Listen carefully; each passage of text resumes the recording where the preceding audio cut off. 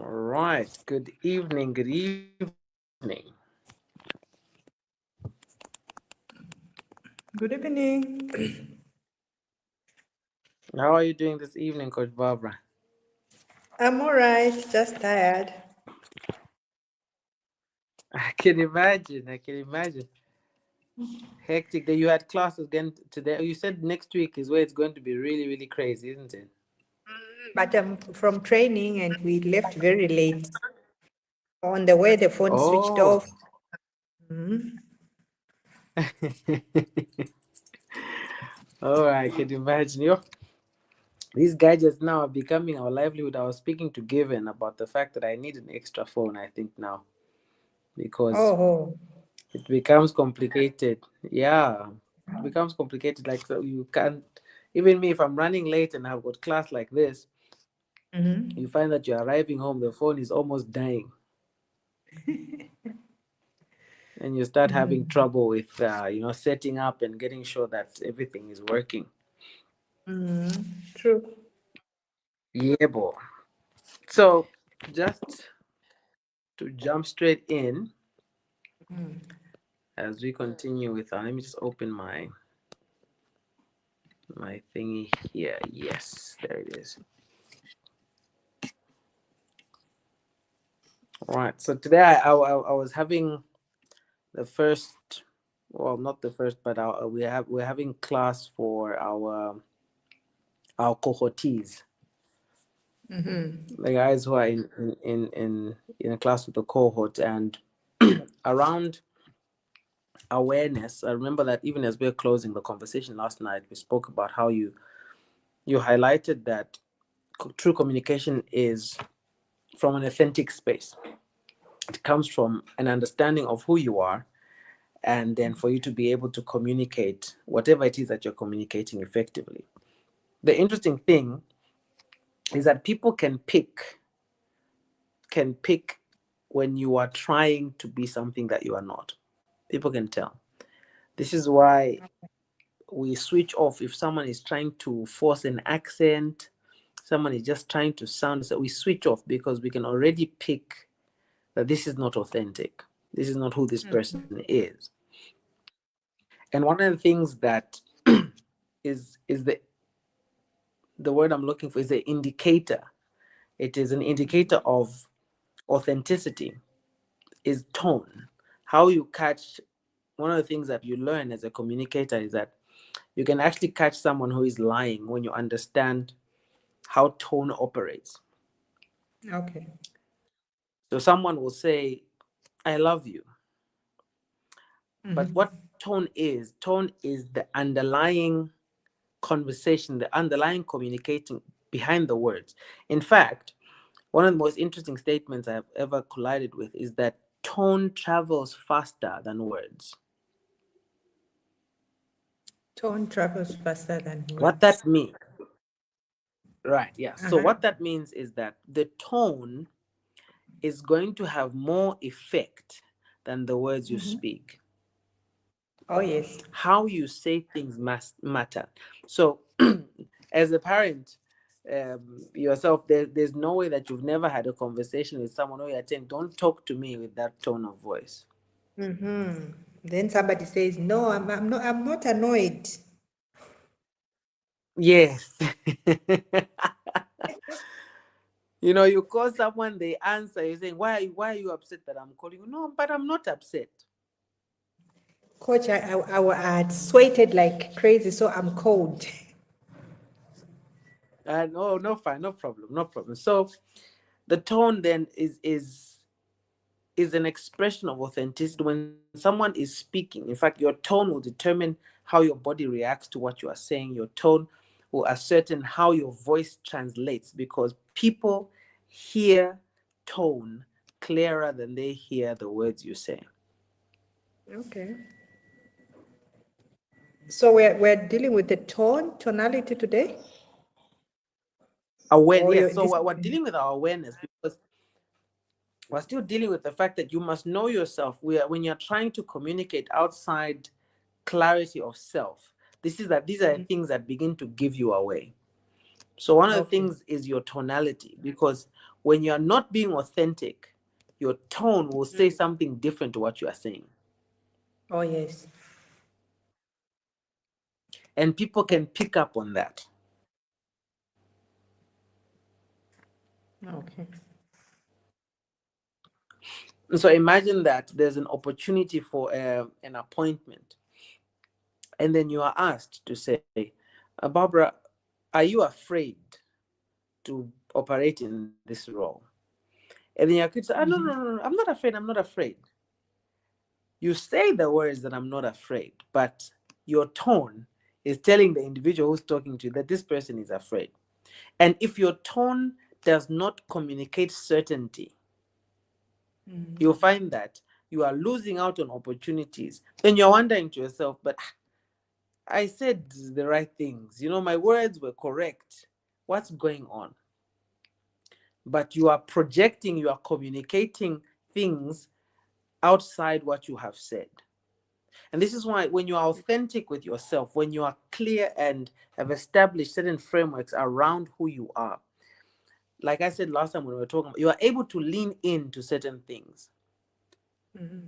You can say, for instance, as a communicator, you say, are you afraid of this particular appointment? And you say, no. Whenever you are thrown into a new space, fear is a natural response. It's unfamiliar. It is something that you've not operated before, but that does not mean that you cannot thrive. And so, me being apprehensive, me having certain feelings about this, is not to say I'm not capable. True.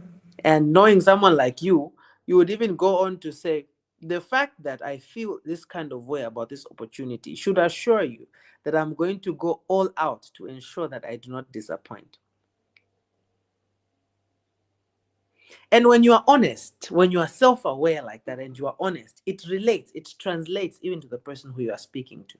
And they're able to pick the genuineness of the conversation and the communication you are having. Okay.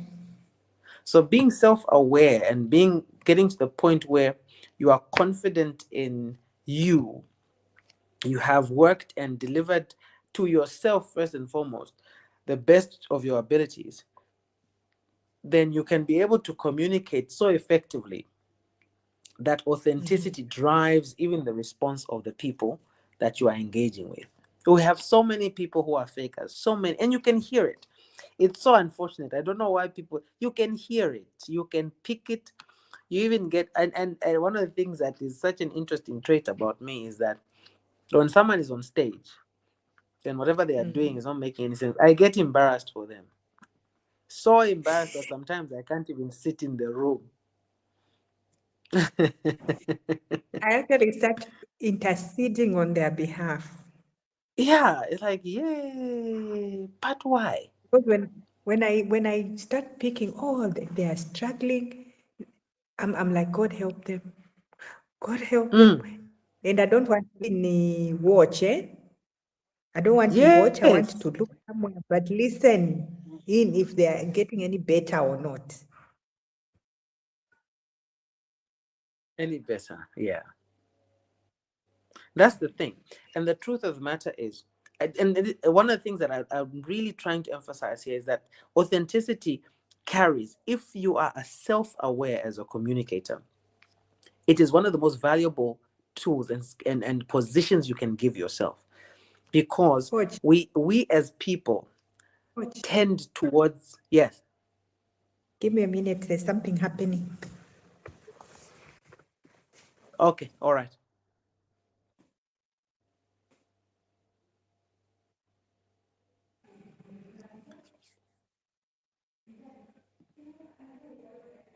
Mhm.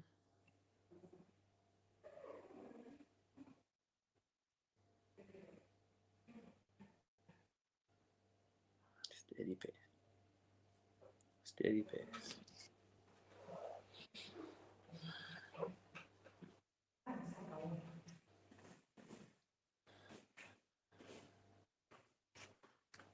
Kuti onekeri pachitini manja. Apo. Good. I'm back, coach. She's hiding. You've seen her. Yes, Ah, no, that's good. ah. Yeah. Okay, I'm So back. we're talking about Sorry, coach. how, There was yes, something happening in the background. that's fine. That's fine.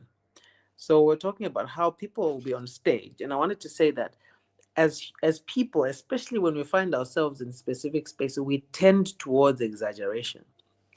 People lie most when they are in front of a crowd, when they are talking in front of an individual. Even if a gentleman is trying to impress a young lady, he's more prone to lying because you are in a space where now, because you have not settled and you are not authentic about your positioning, you feel like you need to exaggerate in order for you to, measure up. Okay. And so people would tend to exaggerate on stage, they'll tend to exaggerate in an interview. Exaggerating sometimes might not necessarily be that you are saying things that are not true, but you might be saying too much, unnecessary things. Okay. Where you see someone on stage, you can listen. So, this person finished a long time ago. They could have ended this particular conversation here. And you see their presentation deteriorate because they continue talking, just because they continue talking. They made their points. It was clear, but they never stopped. Please continue. Yes, sir. So I want to find out because there are those instances where you are talking and you keep on repeating what you have already said. Mm, But okay, there are others who repeat what they have said, but in a different way. Others will in a do it different way, in exactly. the exactly same manner. And you find Mm, somebody could have spoken maybe just for a minute or two, but because of the repetitions, they end up speaking for 5 minutes. What causes yes. that? It's the same thing. It's so like I said, whenever you are struggling with the idea of a certain sense of understanding yourself as a communicator, you tend towards exaggeration. Okay. When you are comfortable and you have established a certain baseline for yourself as a communicator, that you are dealing with certain things, you find that you are able to say what it is you are saying and you end, because you are not struggling with an idea in your mind around whether is this enough, maybe I need to explain more. I hope they're understanding. As a communicator, when there's a clear sense of self-awareness, and that awareness obviously around the skills you have developed for yourself as a speaker, the things that you now understand, you find that even in a situation because when you're under pressure, these are things that naturally come out. We tend towards these things as human beings. When you are nervous, you also repeat, you keep saying things. But when you have come to a certain place of clarity, you won't feel like just because I said one sentence is not enough. If my sentence carries the bulk of the message that I want to communicate, then it's enough.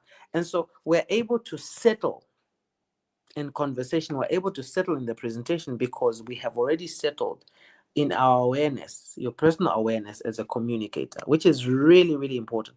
So you'll find that when Mike is given the chance to speak and you are told you have an hour, you can be able to communicate effectively in 30 minutes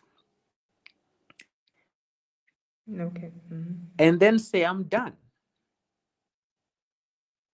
I'm grateful for the time, but I feel that I've been able to do justice to the topic. And I would maybe, if from with my remaining time, maybe I can open up for questions for whatever the case may be, or just hand back over to the moderator for the program to continue. And that's a clear idea. When people are able to do that, it means you have come away from trying to perform for the audience. You have to come away from trying to establish yourself. Okay, I truly know I'm the one. When you come away from these things and settle in an awareness that is personal and your viewpoint in a presentation is audience centric, you'll find that even if you're not the best of the speakers, people have the best experience Oh, with you.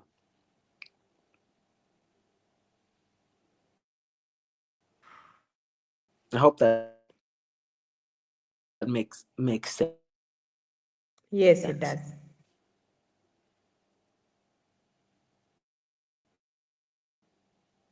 Are you there? Oh,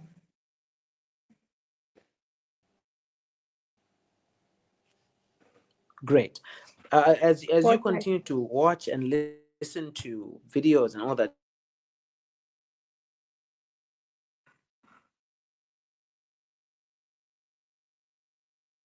that can't hear you now.